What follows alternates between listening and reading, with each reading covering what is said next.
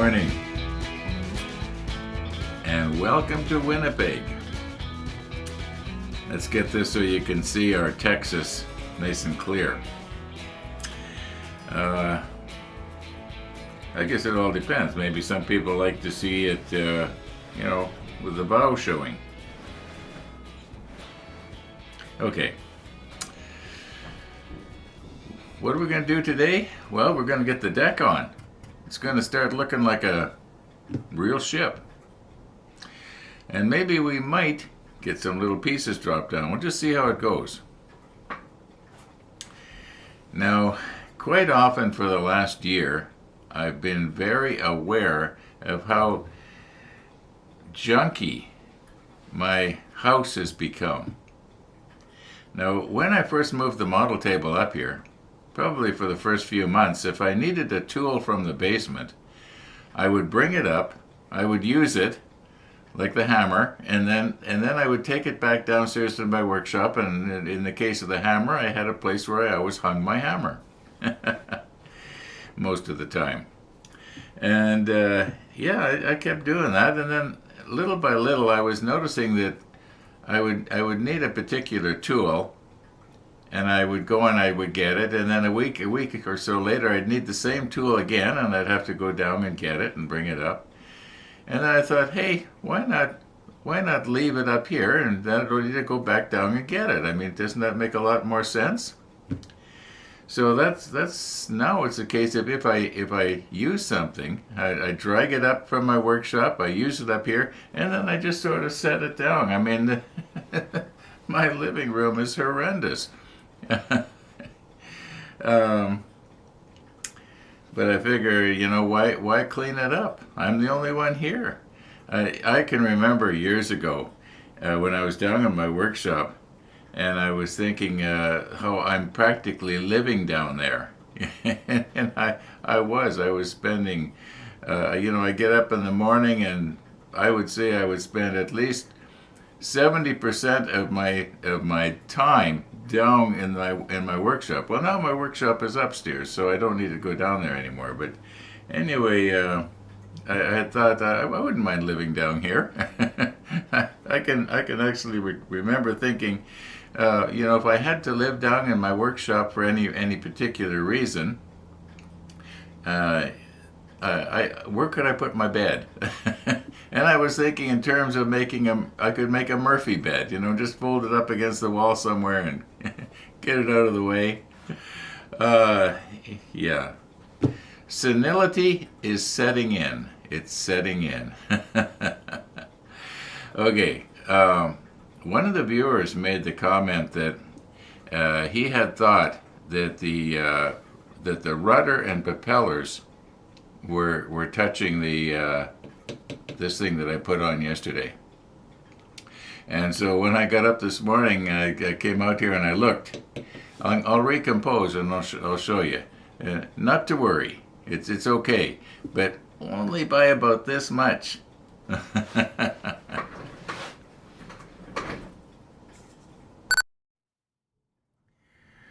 Okay, I realize that the lighting is bad here. As luck would have it, when I put these pieces on right here, I got the spacing just right, so that when I drop the hull down, well, we don't drop it, but when I set it down, it pretty much centers the hull, so that the propellers are not going to be banging into. Maybe gonna have to stand up here. It is very close, but it is not touching this. I actually didn't think about that when I was gluing these down, but I lucked out again. Okay, now it does look like the rudder and everything is. I'm going to just take and shove something underneath here, and you can see that there is clearance there. Not much clearance, maybe only about 3 or 4 millimeters at the most, but enough that I think I should be able to put pressure down on the when I'm doing something and not accidentally. Maybe what I should do here In fact, I think I'm going to. I'm going to put a little piece of foam right here that's going to come under the keel right there. And that way, if I do, for whatever reason, exert a lot of downward force, I'm not going to accidentally snap something off.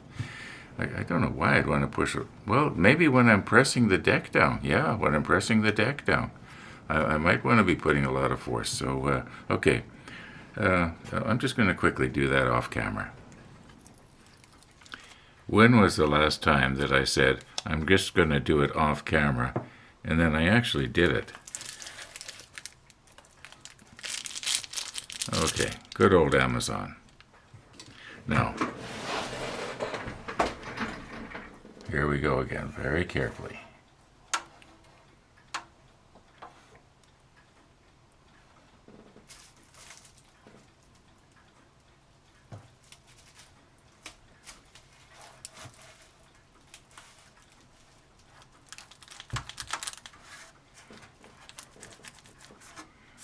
Yeah, that seems to be...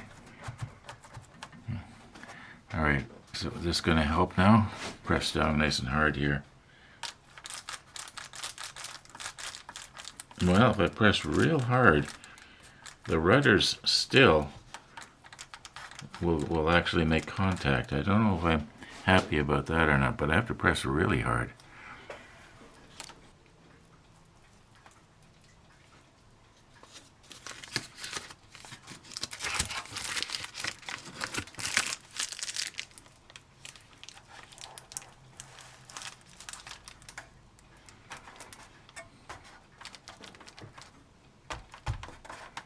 Okay, that's better.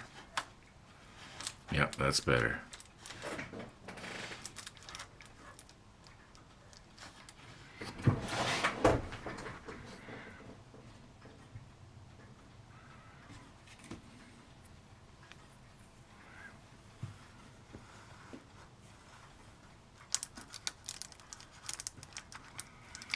Maybe I should shorten this just a little bit here.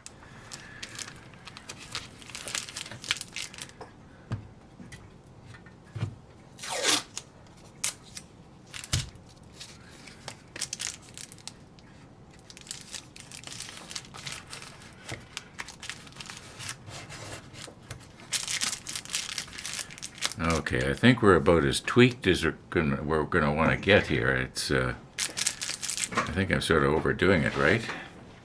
All right, let's carefully try and do this again.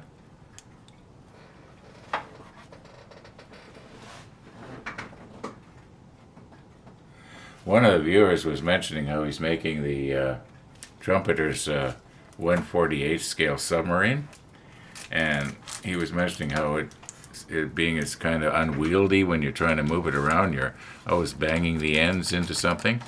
Well, I can really sympathize, especially with this particular hull.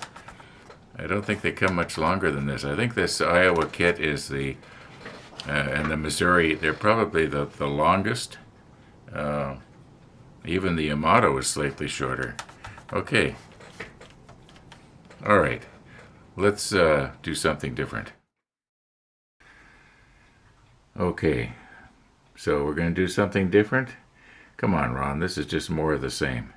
Well, I didn't know that I was going to notice this, but I was noticing that when I set the stern down there a moment ago, that because the bow was not perfectly centered, that propeller was coming dangerously close to that piece of wood that was stringing out the back there. And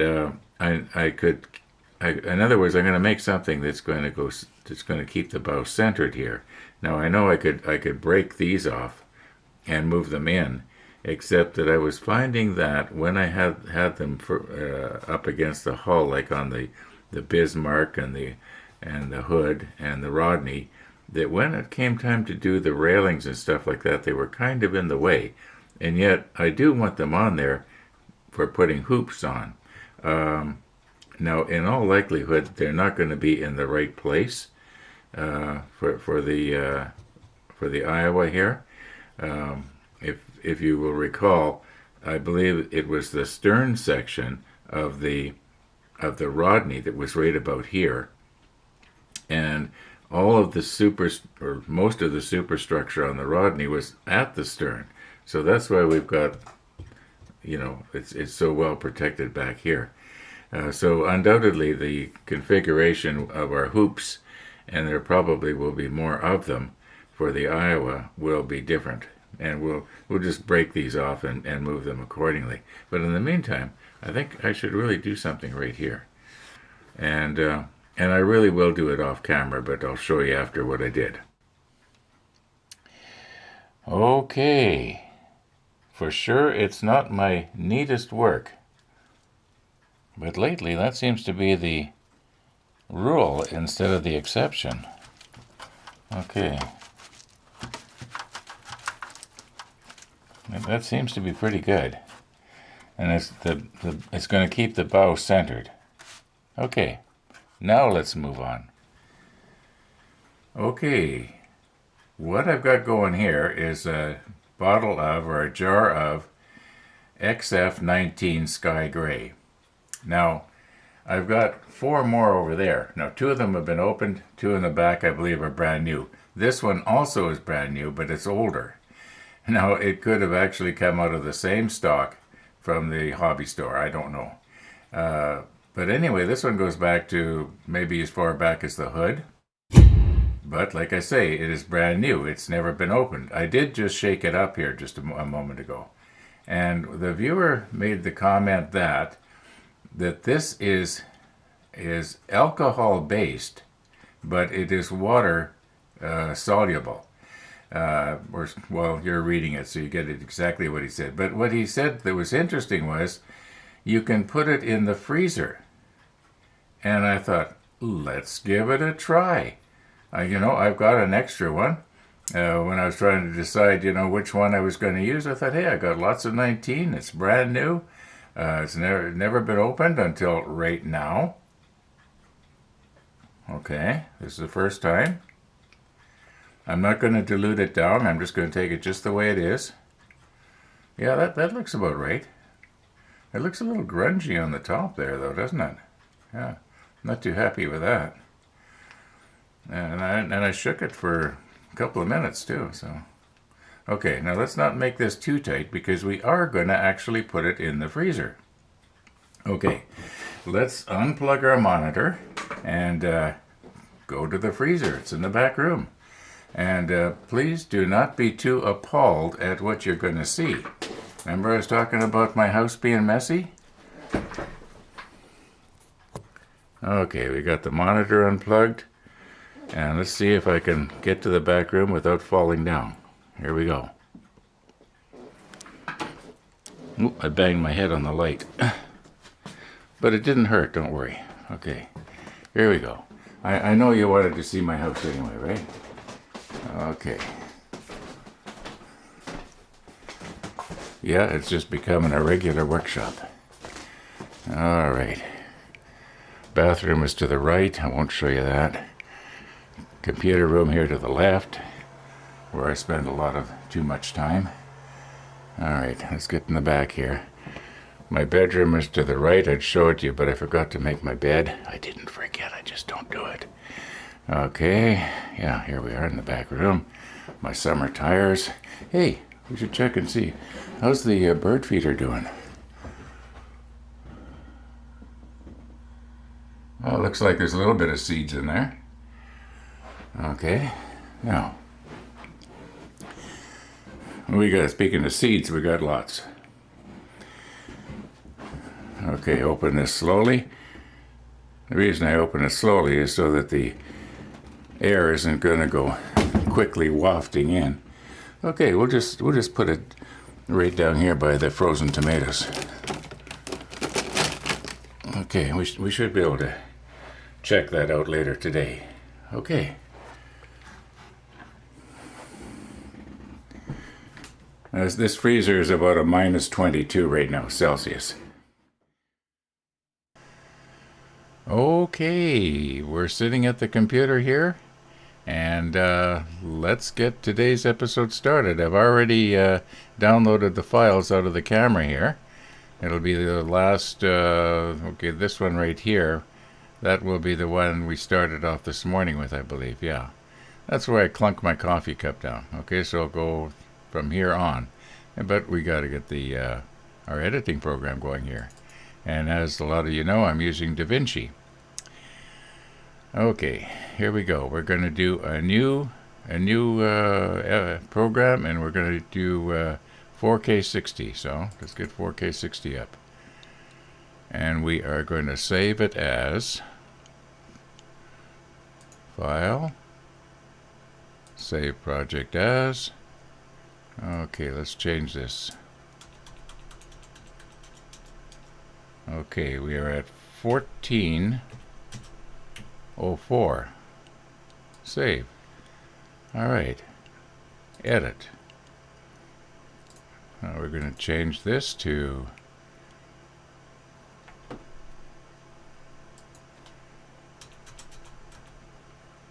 1404. Okay, that's what I do.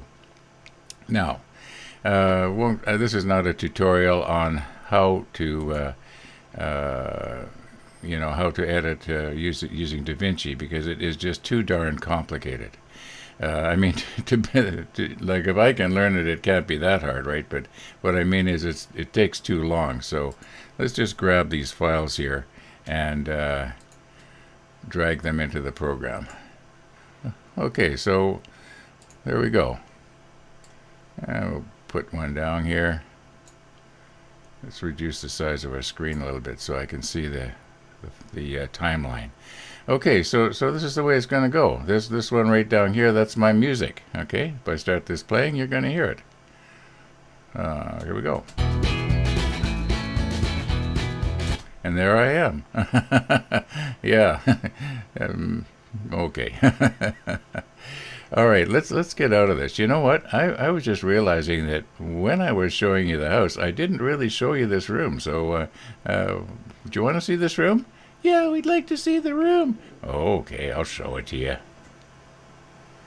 Now, those of you who have been on my channel for, 6 or 7 years, you'll remember when I welded this chair up. They call that my Sherman tank of chairs. Now, I didn't coin that phrase. One of the viewers did. Okay.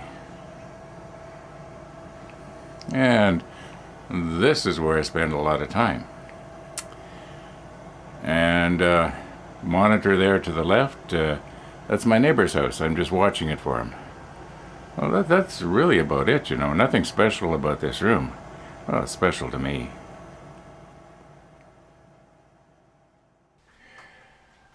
A few minutes ago I was thinking that possibly it was not a good idea to put a glass jar with something that could freeze in the freezer, because it could crack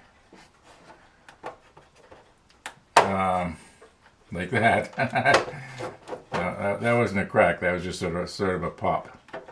Okay, yeah. So I'll have to be careful when I take it out, because it could be that it is cracked, and then it's going to leak all over everything when it starts to thaw out.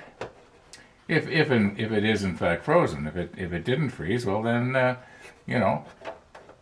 But I think we're going to have to wait until tomorrow to see how that turns out. Now, do I have to recompose here, or is this going to pop in for me? Sometimes trying to do everything on camera is a dumb idea. Oh, there we go. Yeah, that went in nicely. And I'm going to say for the third time, this fits really good.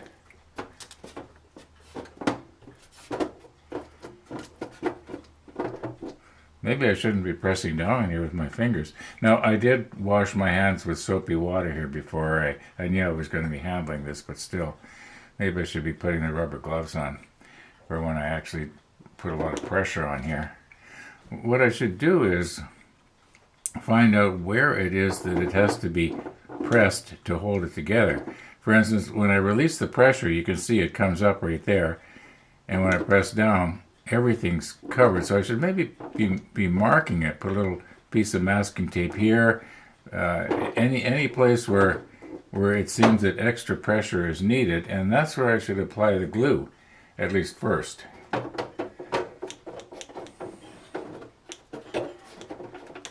Now, I think there's a bulkhead that runs this way right here, and I think it has to be adjusted back and forth to get it to fit.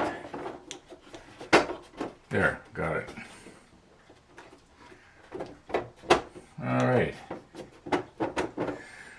Yesterday I was having a conversation on the phone with my brother, and I don't know how we got onto it, but I was mentioning to him that one of the viewers was not feeling too well, and that if I didn't get a comment from him, I was going to give him a phone call.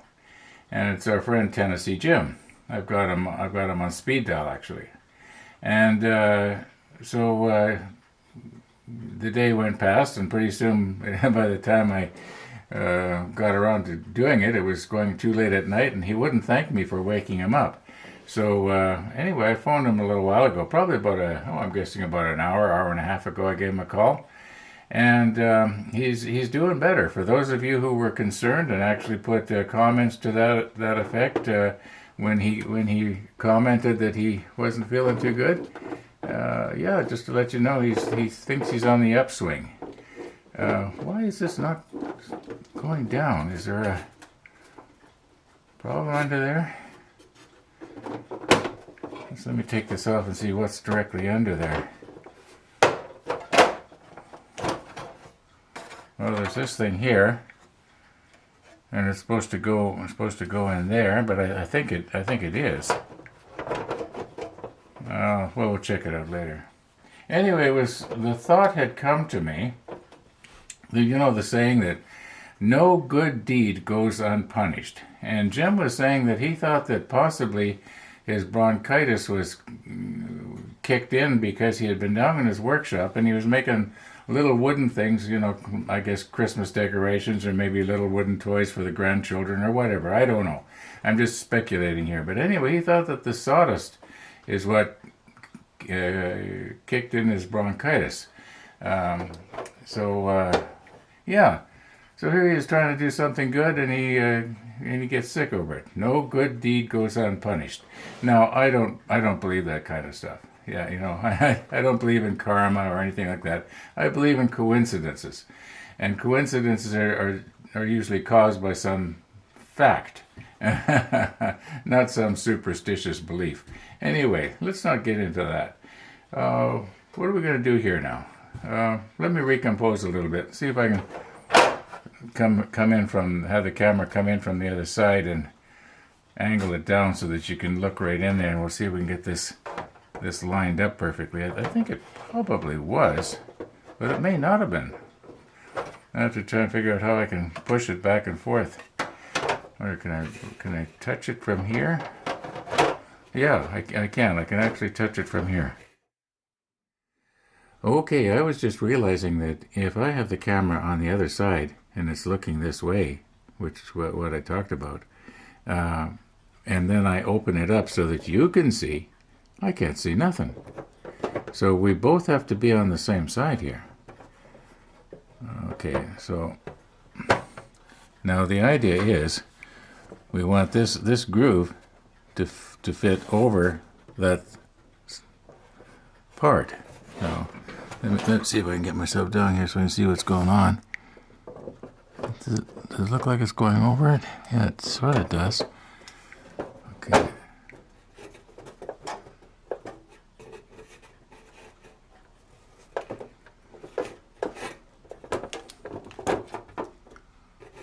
Okay, now does it feel like it's in there? Yeah, it's locked into the slot now. Okay.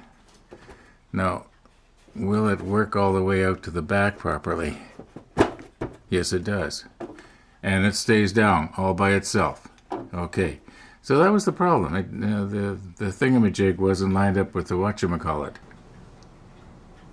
Okay, now this bulkhead right here, it shares the seam. In other words, half goes on one side and this half goes on this side, if you know what I mean. And hold pull that down, and then this would go right. You can see it comes up, and there's a bit of a stop there. Now this one underneath here has the same sort of deal going on. Maybe I'll just show you so that you can see.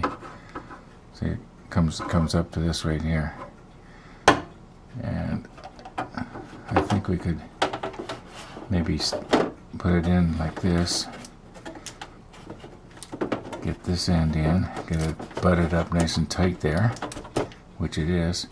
Then we should be able to just work our way out to the bow. Now there is one more bulkhead. Maybe we should check and see what's going to happen there. I forgot about the fact that there's one more. Okay, let's just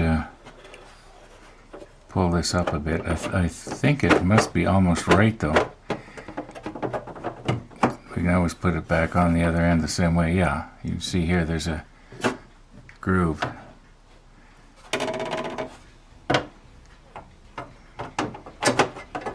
Okay, put this back.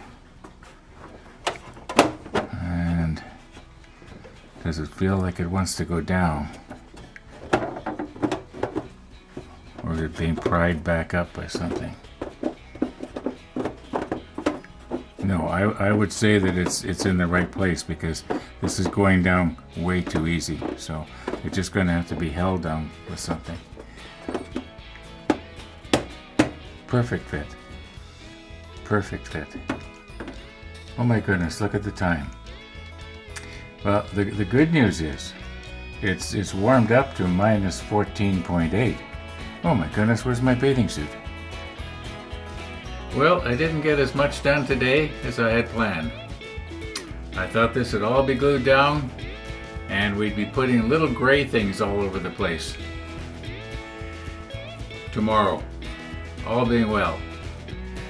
Yeah, it's starting to look like something though, isn't it? Yeah, and once we get large pieces of superstructure on there, it'll be believable, at least from arm's length. Okay. Oh, and Tennessee Jim, you stay on the up mend. Okay? Anyway, thanks for watching, everybody. And all being well, we're going to see you tomorrow.